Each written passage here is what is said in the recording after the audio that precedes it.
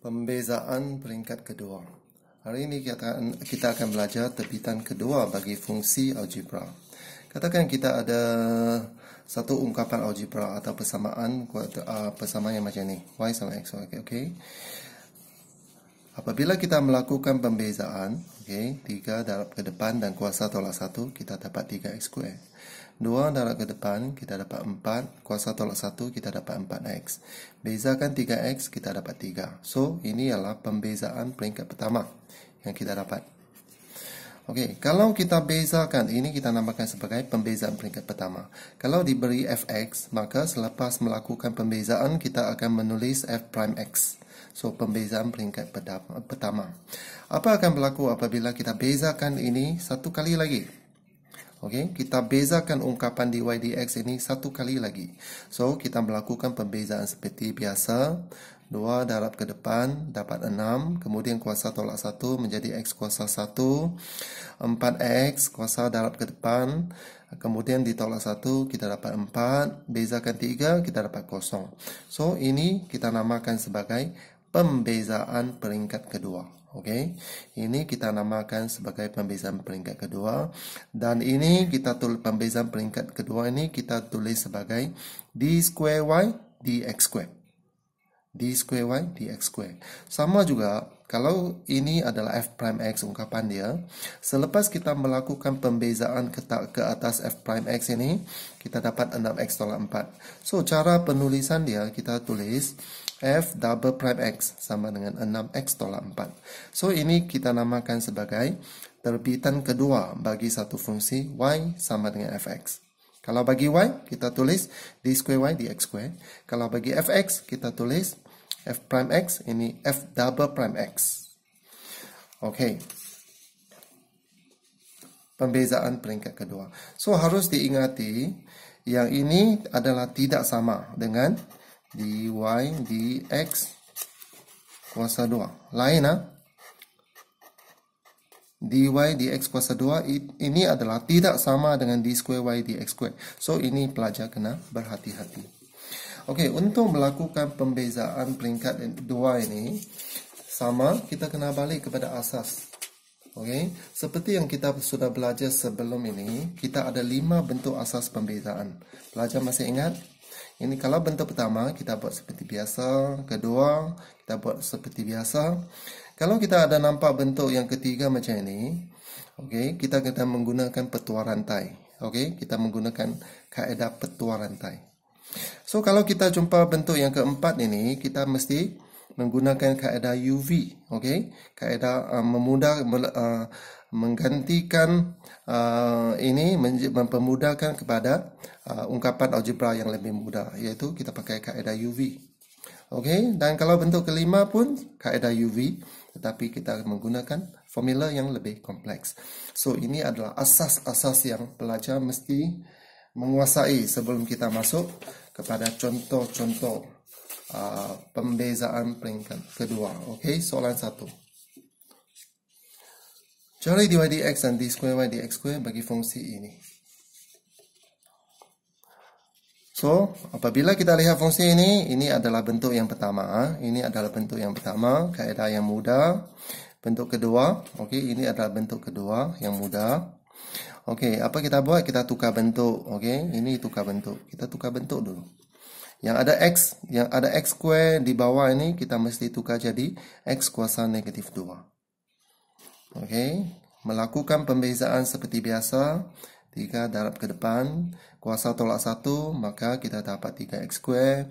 Negatif 2 darab ke depan, kita dapat okey, negatif 8, x kuasa negatif 2 tolak 1 menjadi negatif 3, maka ini yang kita dapat. Pembezaan peringkat pertama, ini yang kita dapat. Apabila melihat kepada yang ini, ungkapan ini, okey, kita tahu lagi, ini adalah bentuk kedua yang kita sudah belajar sebelum ini. So, cara pembezaan dia tetap sama.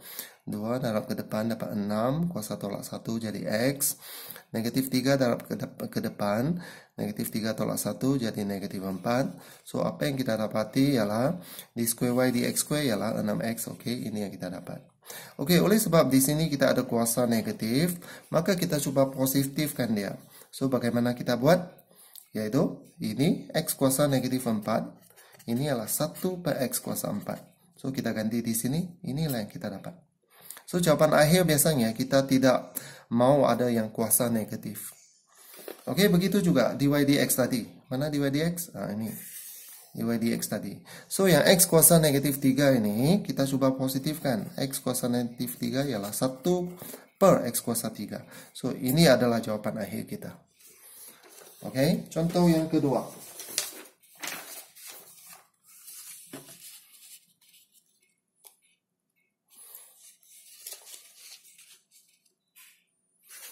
Oke, sama. Sekarang kita diberi ini. Kita diberi yang ini. Apabila lihat kepada ungkapan ini, kita tahu ini adalah bentuk kedua. So, bentuk yang mudah. Oke, so sama. 3 darab depan 6x square. 2 darab 3, 6x kuasa 1. 7x jadi 7. Ini jadi kosong selepas dibezakan. Oke. Apabila kita lihat kepada ungkapan ini bentuk kedua lagi. So, apa kita buat? Kita melakukan pembezaan seperti biasa. 2 darab ke depan dapat 6. Kuasa tolak 1 jadi x kuasa 1. 6x dibezakan menjadi x. Sebab ini adalah x kuasa 1. So, cara penulisan G double prime X. So, pembezaan peringkat pertama, pembezaan peringkat kedua. Oke, kita sekarang mau cari G double prime 1 per 4. Maksud dia, kita ganti X ini dengan 1 per 4. X diganti dengan 1 per 4, maka X ini pun diganti dengan 1 per 4. So, ini yang kita dapat. Jawapan akhir ialah 9. Kalau G double prime negatif 1, oke. Negatif 1. Maksud dia X diganti dengan negatif 1. So, apa kita dapat? Ini diganti dengan negatif 1. So, kita dapat negatif 6. Mudah ya? Oke. Contoh ketiga.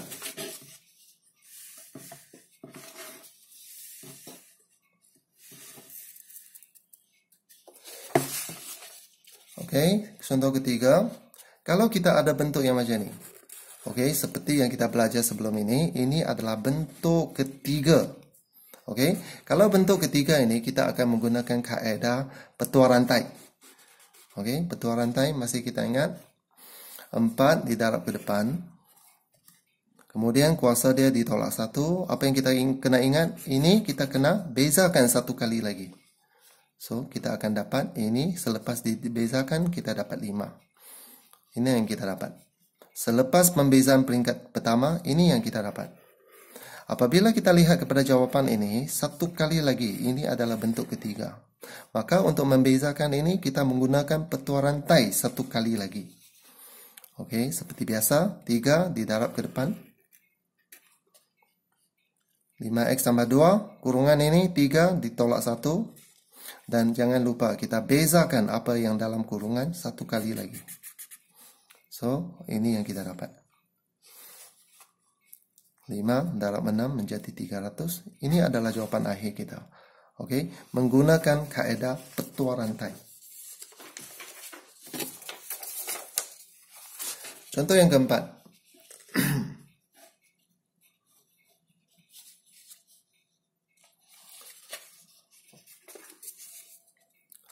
Oke, diberi fungsi ini, cari nilai-nilai X dengan keadaan F prime X sama dengan F double prime X. Pembezaan peringkat pertama sama dengan pembezaan peringkat kedua.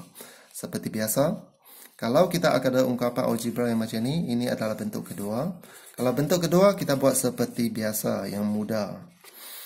3 darab depan, 3x square, 4x tambah 3. Ini jadi kosong selepas dibezakan. Pembezaan peringkat pertama. Apabila kita lihat kepada ungkapan ini 1 kali lagi, ini sekali lagi, ini adalah bentuk kedua. Pembezaan yang mudah. So, kita bezakan 1 kali lagi. 2 darab 3 menjadi 6. X kuasa dia tolak 1. X kuasa 1 dapat 4. Oke. Dan bezakan ini menjadi kosong. So, maka ini adalah pembezaan peringkat kedua. Oke. Daripada syarat yang diberi, F prime X sama dengan F double prime X. So, kita ganti.